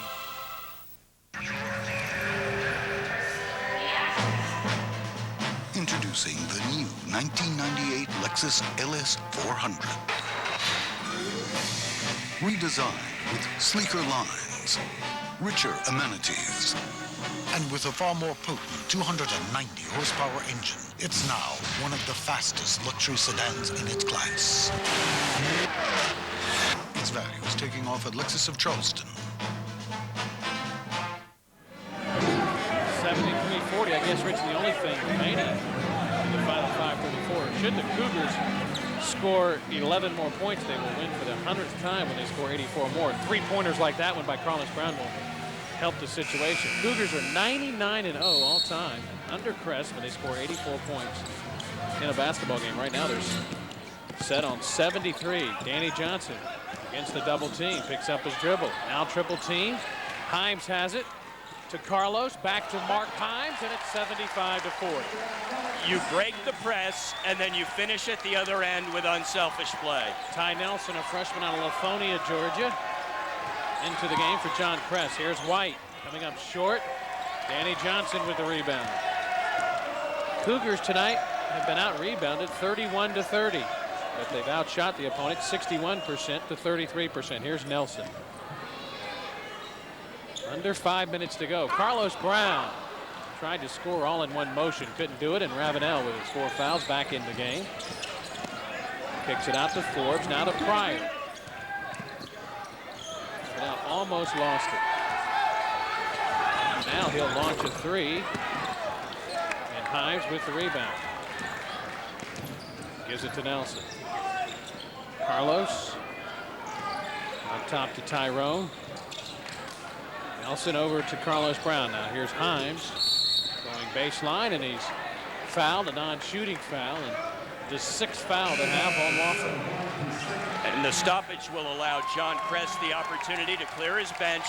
Mike Finane, Derek Braddock, Kyle Lurie coming onto the floor for Carlos Brown, Mark Himes, and Danny Johnson. 4:22 to go. Cougars leading by 35. And this game, in many ways, just what the doctor ordered for the College of Charleston. They have games coming up Thursday and Saturday against Transamerica Athletic Conference opponents. A win in one of those games, and they clinch the TAC regular season title and the #1 seed in the TAC tournament. Nelson going baseline, hit the side of the backboard, out of bounds. It will Be Wofford ball with 4:03 to go. I mentioned that 84-point mark. Sometimes this late in the game, when you get this tandem in with this group that don't get to play a lot, sometimes there's more turnovers than points, unfortunately. Here's Ravenel. Blocked by Braddock, but they'll call the foul on the senior out of North Charleston High School. Derek will be one of 3 seniors on Saturday night playing their final regular season game. Young man that spent some time with him in Miami. The team went down to the beach on Friday, and being from Charleston, I see a lot of the beach. Here he is called for the foul on Ravenel. We spent the afternoon along with Lucas Cooney at a movie theater. Ravenel missing the free throw, had a great time. He is a great young man. Derek Braddock. Saw Goodwill Hunting, Rich. Have you seen it yet? No, I have not had the opportunity to screen that one. It's a 35-point game. You start reviewing movies. But seeing as it's my wife's birthday tomorrow night, maybe I should be thinking about a date. Braddock is rejected by White. And now Wofford sprints the other way. Davis picks it up in the corner and hits the side of the backboard. Here's Ty Nelson. 3.5 to go. No look pass. Finane to Glover. Off the glass. And it won't go. The shooting percentage is steadily falling for the Cougars. It's down to 56%. It was over 60. Well, this will happen as you get into the latter stages of a game like this. Ravenel looking to score and almost threw it away. Here's Pryor. All away, got it. So Pryor makes it a 75-43 game with 3 minutes to go. Here's Finane. Here's Nelson and Glover with the jam, and it's 77-43. Well, the spinning bank shot may not work yet, but the slam dunk, obviously, in good order for Kevin Glover. Pryor to Springfield White. They say Charleston touched it last. So it will remain Wofford basketball. 2:37 to go. The 7-footer Brandon Boyce checks back in for Wofford, as will Starzi Walker, and Davis will have a seat on the bench along with Rashane Deloach. White got caught in between, just threw it out, but Pryor bailed him out, and now Ravenel penetrates, misses the short jump shot, knocked away. And again, they say it's Wofford basketball with 2:26 to go. Boy, for a righty, Bishop Ravenel likes to go to his left. He creates a lot of opportunities along the baseline that way, and that time he was able to dribble into the paint and pull up with a short jumper. Ravenel, you get a good look at him. He is winded. The rebounding situation tonight, Rich, 38-32 in favor of Wofford, but we've seen a lot of the rebounding margin in the last couple of minutes against the second-team ball players on both teams. It was actually, I should say, some of the starters still in for Wofford. It was 17-17 at halftime. I still think College of Charleston needs to iron some things out, particularly in the defensive rebounding department. 19th turnover. Finane missed the reverse layup. Ty Nelson. Kyle Lurie misses the three. Charleston with 2 good looks that time, and Finane not able to get it to go. 2 minutes remaining. 77-43 Cougars. Here's White.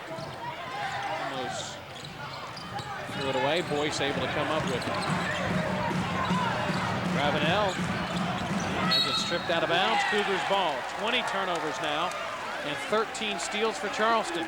Well, that was one of those moments on the offensive end. You had a 7-footer, Brandon Boyce, with the ball close to the basket, and instead of taking the shot, he pitches it across the lane to a 6-footer, John Pryor, to give him an opportunity inside. Carl Thomas, a 6-for-10 night tonight at 14 points. 6-for-10, had a couple of 3-pointers. That's SF as in small forward, not San Francisco. Here's Lurie. Ty Nelson, he travels. The final minute 31, right around the corner. Cougars trying to keep Wofford under the 50-point total. And Willis High, yeah, let's talk a little bit about him. Why not? I didn't see him on Berkeley your High roster. School product, Willis High. A walk-on, Richard Johnson, likes Willis High personally and as a practice player, and he's given him the opportunity to suit up and get into a few games. There's a turnover on the rebound. Finane to Nelson, no look, Glover, and the jam. 79-43. That was a swoop from the wing. Make it. Oh, he missed it, did Nelson. Well, and it's out of bounds off of Kevin Glover. Ty Nelson, boy, you talk about missing a gimme. He certainly missed a gimme there with exactly 1 minute to go. I think he was almost thinking of dropping that ball off for his teammate Glover, who was trailing him to finish, and instead decided to take the layup a little bit too late and a little bit off balance. College of Charleston with a big lead, and Finane almost came up with the steal. Terenthio White missed it. Kevin Glover had it, and then a jump ball. It'll be Charleston ball with 44.6 seconds remaining. Cougars this year, Rich, have held their opponent under 50 points 10 times, which looks like they're on the way to do it for an 11th time. See the transition here, and Glover, as I said, the swoop to the hoop. Charleston trying to get to 80 points. Finane. Derek Braddock now has it, and he threw it away. Don't know where he was sending that pass. The other way. And here's Pryor. Fouled on the play, and they count the basket. 79-45 with 22.6 seconds remaining. I ask everyone to stay tuned after the game. Another look at the basket. Finane with the reach. Stay with us following the game. Jermel President will join us as the player of the game. We'll talk to him. Free throw is missed. Glover with the rebound. Here's Finane quickly down court. 15 seconds remaining. Mike left it short. Wofford gets one more crack at it. Pryor. Mamely with the miss. 3 seconds, a steal. And the Cougars won't reach the 80-point mark tonight. 79-45. Charleston wins it tonight at the John Kress Arena. Cougars now 20-4 on the year. Let's take a timeout. Back with the postgame show. You're watching the Cougars on Comcast.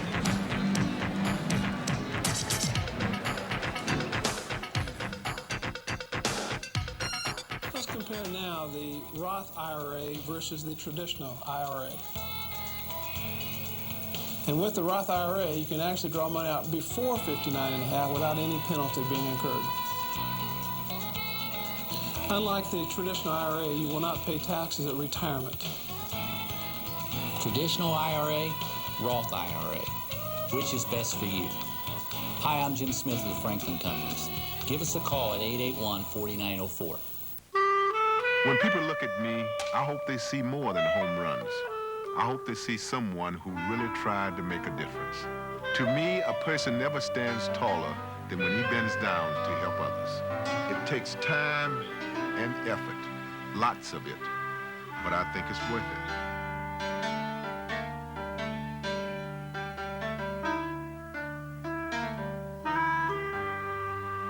Comcast, everything you connect with. South Carolina. For 55 years, Santee Cooper has been delivering public power to the people of this great state. Today, Santee Cooper's electricity enriches the lives of over 1 million residents, with average retail rates more than 30% below the national average. And although we're proud of our low rates, we're proudest of earning the highest possible ratings in customer satisfaction. Santee Cooper, we're putting our energy to work for you. There are as many reasons to complete college as there are families, careers, and dreams. If you are an adult student, the College of Charleston can help with evening and weekend classes scheduled for working students, financial assistance to ease your transition back to school, 14 graduate programs and 41 undergraduate degrees, and 2 locations, downtown and CFC North. CFC, the College of Charleston. Well, a convincing win tonight for John Kress's team. They win it by 34 after a tough loss down in Miami Ridge on Saturday. I think the Cougars came out here tonight and made a statement, and they made it very early. They made it on both ends of the floor. On defense, they held Wofford to a very low shooting percentage, and the Cougars really took control on the defensive end, forcing turnovers and creating high percentage opportunities. On offense, they balanced the scoring. I guess Jermel President, 15 points. Shane McCravey, 13 points. Carl Thomas, 14 points. Mark Himes, 11 points. They spread it around. They got a lot of people involved. Danny Johnson had a pretty good game on the offensive end for College of Charleston. So there were a lot of pluses from a College of Charleston perspective tonight. Cougars have now won 20 or more games, 5 consecutive years and 14 times in the last 18 years. 79-45, our final, a 34-point win tonight for the Cougars here at the John Kress Arena. Let's take a break. You're watching the Cougars on Comcast.